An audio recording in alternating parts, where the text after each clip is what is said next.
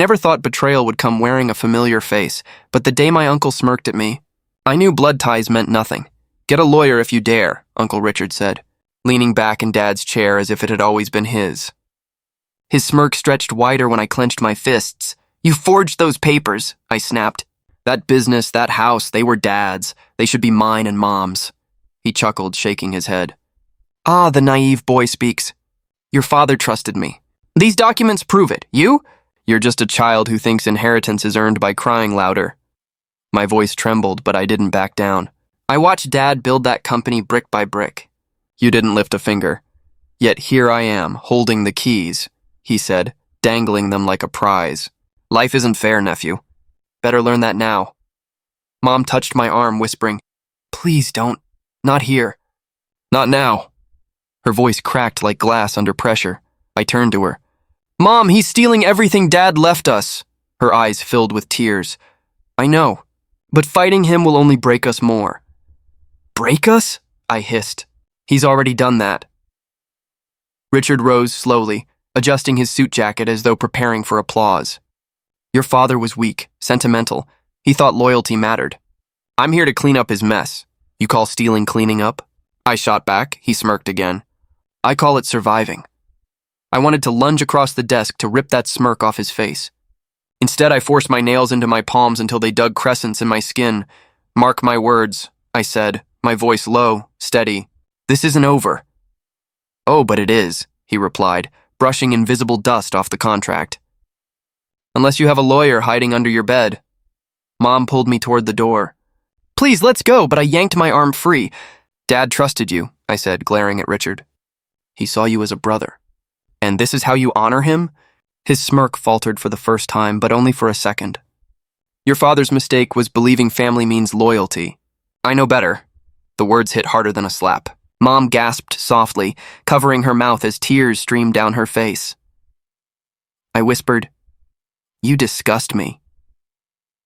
"Good," Richard said smoothly. "Hate is fuel. Maybe it'll teach you how the world really works." Mom tugged my sleeve again. "Son, please, don't let him drag you down. Let's just move on." I turned to her, my throat tight. "Move on from Dad's memory." "From everything he gave us?" She shook her head slowly, broken. "From the fight. We can't win." Richard walked past us, brushing my shoulder like I was a stranger in his hallway. "You'll thank me one day," he said casually. "I'll take care of what your father couldn't." I followed him with my eyes until the door shut behind him. Silence filled the room, heavy and suffocating.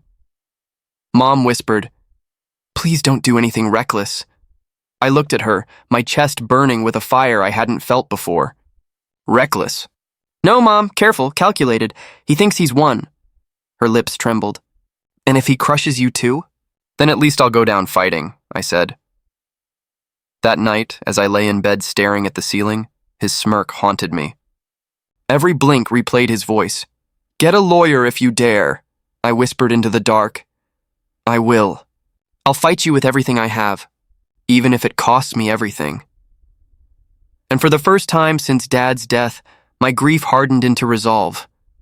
Uncle Richard thought he'd stolen my inheritance. What he really did was awaken the part of me that would never stop fighting. The house didn't feel like home anymore. Every corner reminded me of what Dad had built and what Uncle Richard had stolen. At dinner one night, he raised his glass. "To success," he said loudly, grinning at me across the table. "Some of us were born to manage, others to follow. Isn't that right, boy?" I gritted my teeth. "My name's not Boy," he smirked. "Until you own something worth naming, that's all you are." Laura laughed softly beside him, her bracelet glittering under the light. I remembered giving her half my allowance once so she could buy books. Now she leaned toward her father as if I were invisible. "Dad's right," she said smoothly. "You should stop sulking and accept reality." "We're not kids anymore." My chest tightened. "Reality?" "Reality is you two living off what my father built." Her eyes narrowed. "Reality is you can't do anything about it." Mom placed her hand on mine under the table. "Please," she whispered. "Not here." But I couldn't stay silent. He mocks me in Dad's own house. "Why should I let that pass?" Uncle Richard raised a brow. "Because I allow you and your mother to eat at this table. Don't forget whose name is on the deed." The words hit like a hammer. I pushed my chair back and stood. Enjoy your feast. It's stolen anyway. I stormed out, the sound of Laura's laughter following me like knives. Later that night, I found myself at Daniel's small apartment. He opened the door, rubbing his eyes. Man, it's late. What happened now? I dropped onto his couch, burying my face in my hands. Richard again. He called me boy in front of everyone. Laura laughed. She looked at me like I was a beggar at their table. Daniel sighed. I told you, going to those dinners is torture. Why do you keep showing up? Because it's still my house, I snapped. My father's memory lives there. And you think arguing at dinner will bring justice? He shook his head. You're fighting a battle you can't win. He's got the papers. He's got the power, I glared at him. So what, I should just roll over? No, Daniel said firmly. I'm saying choose your fights wisely. Right now, you're outmatched. If you go head on, he'll crush you and your mom with you. His words stung, but I knew he meant well. Every time I see his smug grin, I hear Dad's voice telling me not to bow down. Daniel leaned forward. And what's your plan? Rage, shouting at dinners? That's not strategy. That's suicide, I clenched my fists. Then help me figure one out. You're the only person I can trust. He rubbed his temples. I want to, but you're chasing fire with bare hands. If you're not careful, you'll burn before you even touch him. I stood, pacing the small room. So you're telling me to give up? I'm telling you to live, Daniel replied quietly. Your father wouldn't want you destroyed by hate. I stopped in my tracks. Wouldn't he? He spent his life fighting for that business. He never backed down. And now Richard spits on his memory? Daniel sighed again. I'm not saying let Richard win. I'm saying be smart. Gather proof, gather strength. Don't fight blind. I sat back down, staring at the floor. His words settled in my chest like stones. I don't know where to start. Start small, Daniel said. Watch, listen, collect. But promise me one thing. Don't charge at him with nothing but anger. I nodded slowly, though the rage still burned hot. Fine, I'll wait. But one day, I'll wipe that smirk off his face. Daniel placed a hand on my shoulder. Then I'll be there. Just don't lose yourself before that day comes. I left his place with his warning echoing in my mind. Rage pulled me forward, but caution whispered behind. For now, Richard had the upper hand. But cracks were already forming, and I swore I'd be the one to break them wide open. The papers were taped right across our front door like a cruel joke. Bold letters, notice of eviction. My stomach twisted. Richard, I muttered, yanking them down. Mom's face went pale when she saw them. She sank onto the couch, her hands trembling. I told you this fight would only make things worse. He's throwing us out of Dad's house. My voice shook. How can you still say let it go? Tears slid down her cheeks. Because I can't lose you too. Please don't push this any further. I clenched the papers in my fist. He's already pushed it too far. That night I barely slept. Every time I closed my eyes, I saw Richard's smirk. Get a lawyer if you dare. His words echoed, daring me to stay weak. At sunrise, I shoved Dad's old folder under my arm, birth certificates, contracts, business records, whatever scraps he left, and walked to a small law office downtown. The bell above the door jingled as I stepped inside. A man with sharp eyes looked up from his desk. You have an appointment? No, I said, gripping the folder. But I need help. He leaned back. Most people do. Sit. I dropped into the chair, heart pounding. My uncle stole my father's business and house. He forged something, I don't know how, but now he's evicting us. I need to fight back, he raised a brow. Name?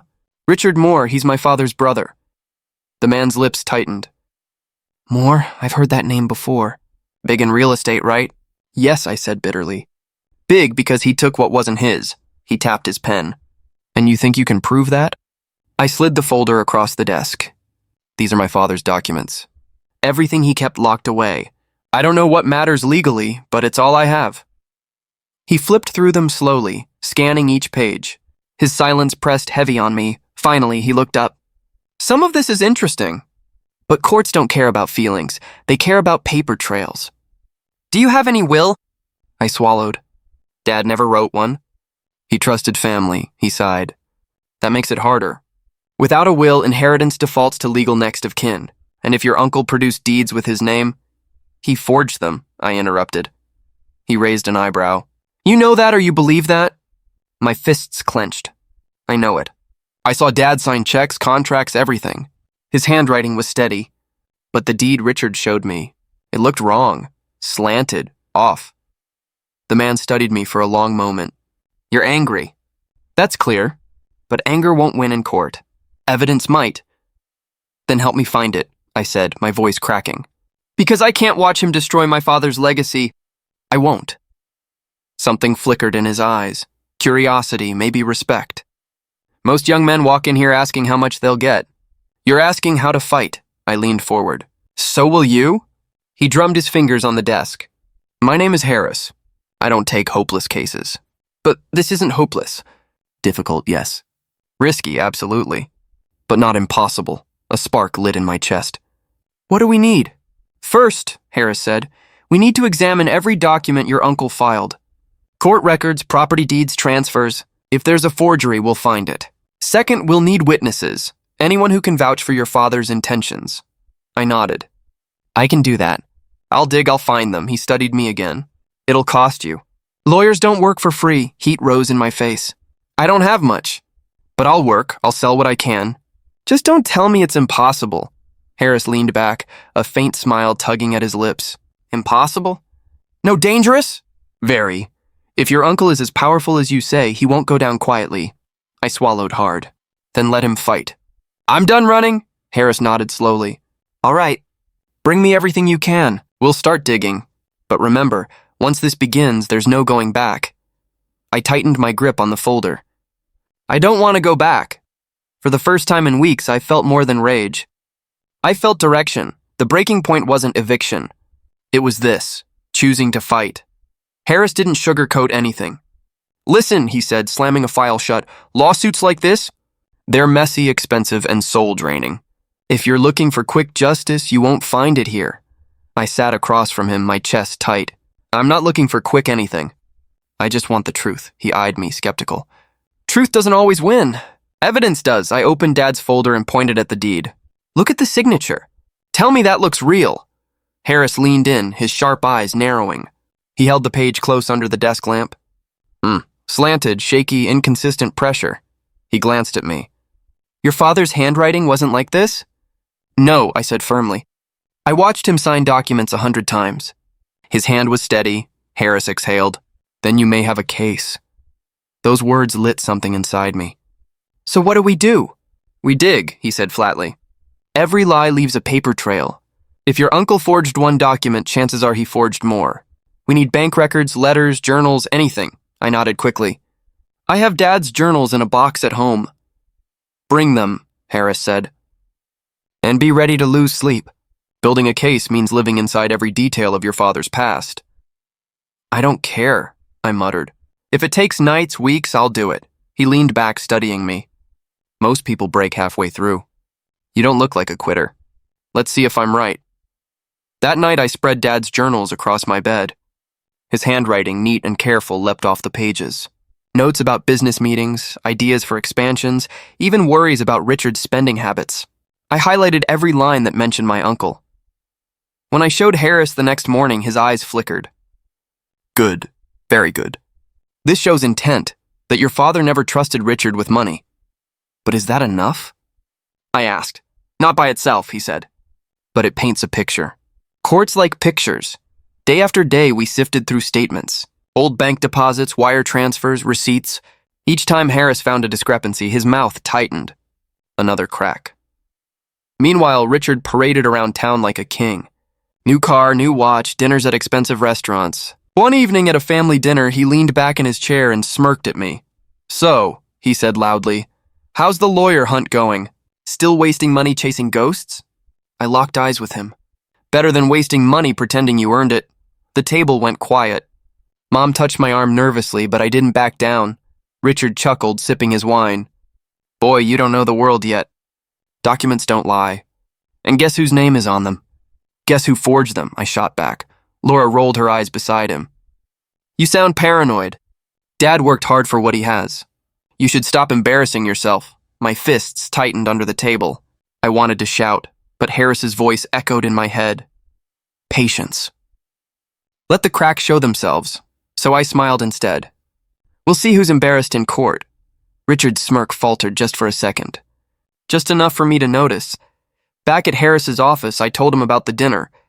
Good, he said. Keep pushing him, but don't lose your temper. Arrogant men reveal themselves when they think they're untouchable. I rubbed my eyes, exhausted. I'm tired of his games. Harris slid another folder toward me. Then stay focused. Look at this. An account opened in your uncle's name 2 weeks after your father's death. Large deposits inconsistent with his reported income. My jaw dropped. So he funneled money? Looks like it. If we can prove those funds came from the business, that's fraud. I grinned for the first time in weeks. Finally, something real. Harris nodded slowly. Piece by piece, we're building the wall. He thinks he's safe behind forged papers, but walls crack. Keep digging. I leaned over the files, my chest burning with determination. For the first time, I felt the shadows lifting. The courthouse smelled of polished wood and nerves. I gripped my folder so tightly my knuckles turned white. When the doors opened, Richard strutted in like royalty, flanked by 2 lawyers in suits that probably cost more than my yearly salary. He spotted me and smirked. Didn't know they let children play lawyer. My stomach tightened, but I lifted my chin. We'll see who's playing. His lawyers chuckled. Harris leaned close to me. Ignore the noise. Focus. I nodded, though my knees shook. When the judge entered, the room rose. The gavel cracked, silencing everything. Court is now in session. Richard's lawyer stood first, smooth and arrogant. Your Honor, this case is nothing but a grieving young man refusing to accept reality. The deeds are clear, the signature's valid. My client lawfully owns the properties. I clenched my jaw. Harris whispered, patience. Our turn. The judge looked my way. Mr. Harris, proceed. Harris rose, calm but sharp. Your Honor, we intend to prove those signatures were forged and that Richard Mason exploited his brother's death for personal gain. He gestured at me. We will begin with testimony from the son. My throat went dry as I walked to the stand. Mom's eyes followed me, hands wringing in her lap. Richard leaned back smugly, arms crossed. Harris asked, State your name for the record. I swallowed. James Carter. And your relation to the late Michael Carter? He was my father. My voice trembled, but I forced it steady. Tell the court what happened after his passing. I explained how Richard swept in, claiming ownership, waving documents I knew Dad never signed. He told me to get a lawyer if I dared, I added, my fist tight around the railing. So I did, whispers rippled through the courtroom. Richard smirked, pretending unaffected. Harris slid the deed across the table. Do you recognize this signature? Yes, it's supposed to be my father's, but it's not. Explain. My dad's handwriting was precise. This is slanted, shaky. He never signed like that. I've brought journals, letters, his real writing. The judge leaned forward as Harris displayed the comparisons. Noted, he said firmly. Richard's lawyer objected. Your Honor, handwriting alone. Overruled, the judge cut him off. For the first time, Richard's grin flickered. Harris wasn't done. He pulled out the bank records. After Michael Carter's death, large deposits were made into an account under Richard Mason's name. The timing is highly suspect, gasps echoed. Laura shifted uncomfortably in her seat. She wouldn't meet my eyes. The judge frowned. Mr. Mason, how do you explain this? Richard stood smooth as ever. My brother entrusted me with finances. Those deposits were legitimate transfers. Convenient, Harris replied. Yet here's evidence of withdrawals labeled as business expenses that never occurred. The room buzzed again. Richard's lawyer jumped up. Speculation. The judge banged his gavel. Order! I gripped the railing, heart pounding. For once, the power felt like it was slipping from his hands. When cross-examined, Richard sneered at me. You're blinded by grief, boy. You'll ruin your family name chasing ghosts. I stared back. No, I'm honoring it. Dad built everything with his hands. You stole it with lies. He faltered just a second before masking it with a smirk. The judge finally spoke. This case presents serious concerns. I will allow further investigation into the documents and accounts before ruling. The gavel cracked again. Court adjourned. Richard stormed out, muttering to his lawyers. Laura followed, her face pale. I stepped down, my legs weak but my chest burning with fire. Mom clutched my arm. I'm so proud of you, she whispered, tears brimming. Harris adjusted his glasses. We're not done. But today, we shifted the ground under his feet. For the first time, I believed him.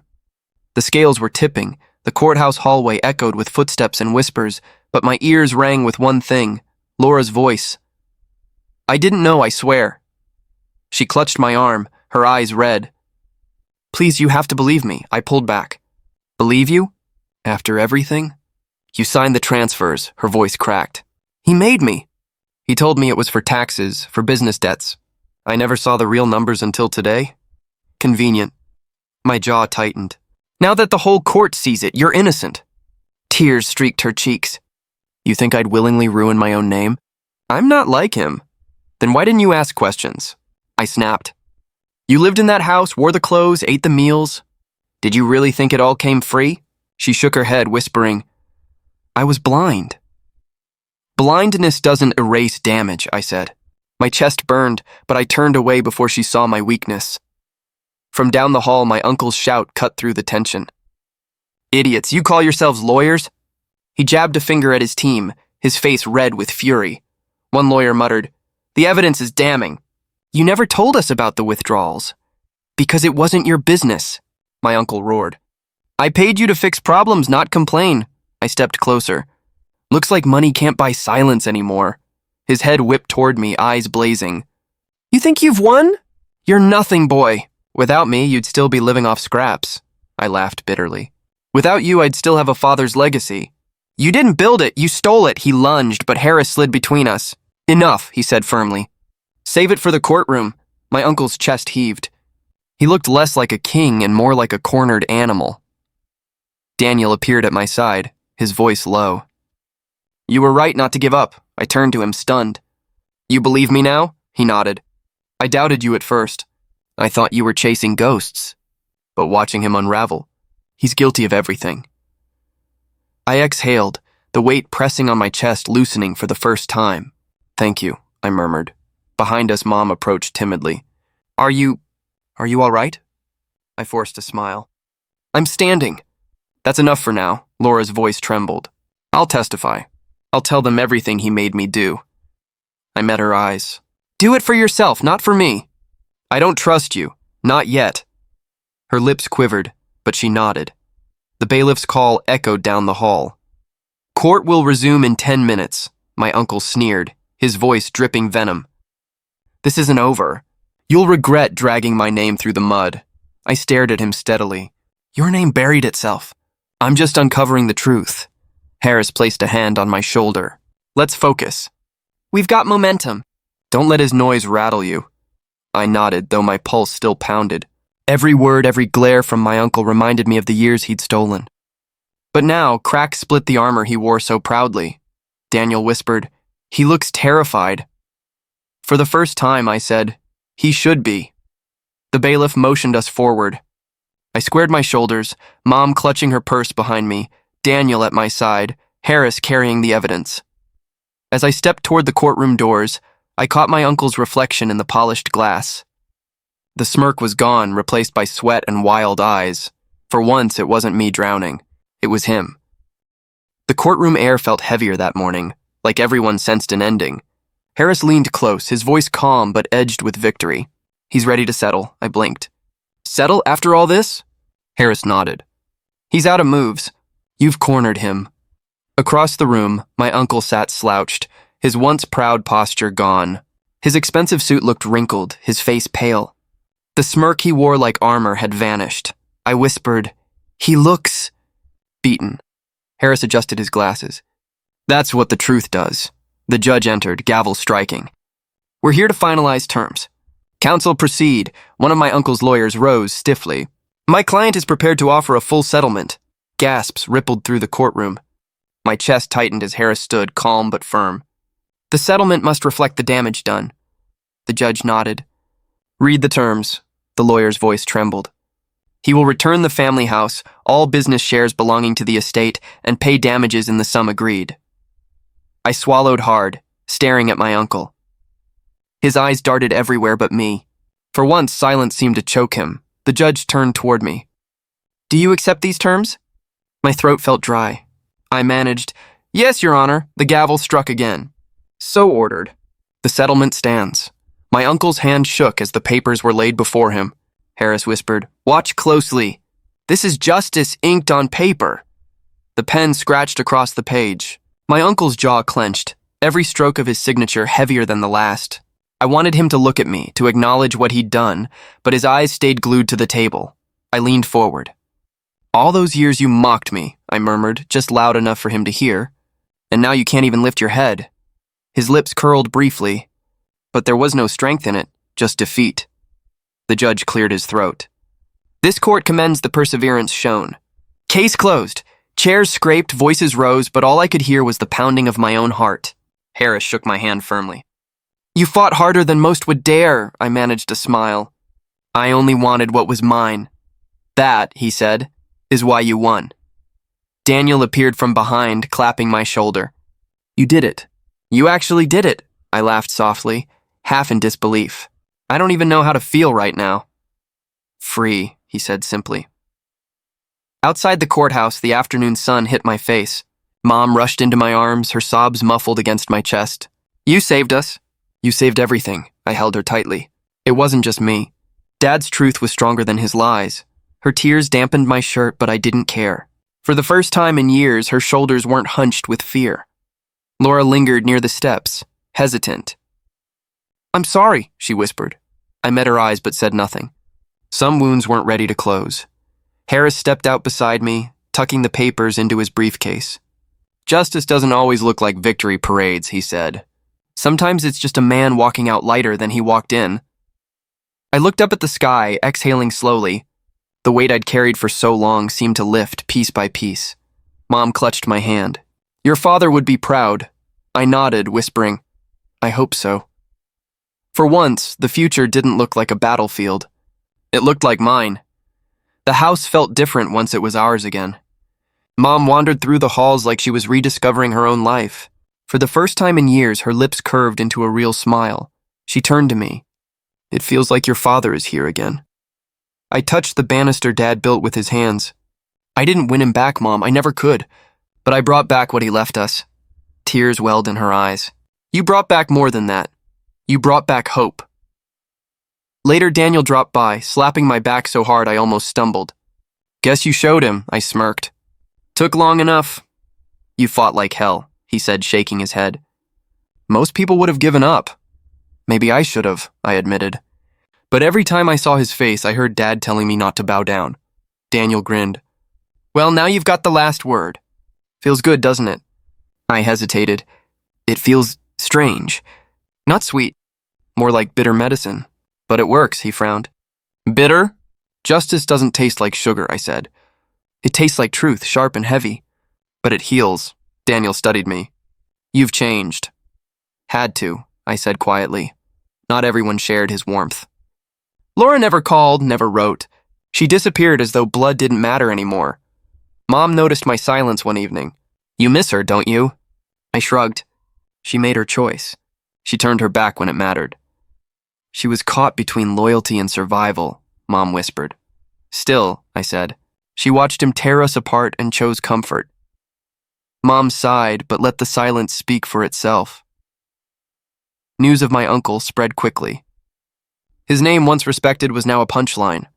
His businesses folded, his friends abandoned him, and whispers about his greed chased him everywhere. Daniel grinned when he told me. He vanished. No one knows where he is. Good, I muttered. Let him drown in his own shadows. Daniel raised a brow. No part of you pities him? None, I answered flatly. He stole Dad's legacy, our home, our peace. He thought he could crush us with a smirk. Now he's the one crushed, Daniel nodded slowly. Fair enough. That night I found myself standing in Dad's study. Dust coated the shelves, but his chair was still there. Worn and sturdy. I ran my hand over the armrest, whispering, We did it. Dad, we didn't let him bury you under lies. The silence answered. But I felt something stir in my chest. Peace, heavy but steady. Mom peeked in softly. Talking to him. Always, I said. She stepped closer. He'd be proud of you. I swallowed hard. I hope so. Sometimes I wonder if I fought for justice or just for revenge. Her hand rested on my shoulder. Maybe both. But either way, you fought for truth, I nodded. Revenge wasn't sweet. It was bitter. But it gave me peace. Mom's voice trembled. And peace, my son, is worth more than gold. We stood there together, the weight of years slowly lifting from our backs. Outside, the night was quiet. No smirks haunted me, no papers threatened us, no lies stood in our way. I whispered once more to the empty chair. We did it. Finally, we're free. For the first time in years, I believed it.